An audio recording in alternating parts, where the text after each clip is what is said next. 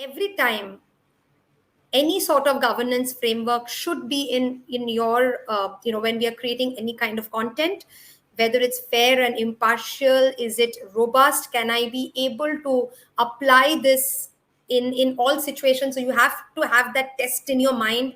It's a sort of a human judgment that we have to go through this wheel.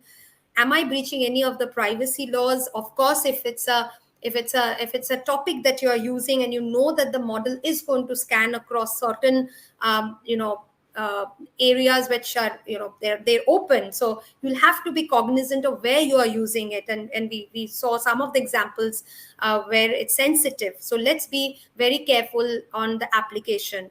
uh, Responsible and accountable, so can we be sure that what we are putting, we have scanned it through, we've used our brains to see it's all in place, and is it explainable? Is it that, if do you know what you have asked, do you know that the model being able to explain that, why can you trace back certain elements? So hence one interesting thing which I think Alex mentioned, and it's interesting that you, as the user of the technology, at least should attempt to, or learn it in depth if you want, uh, the how does the model work, right?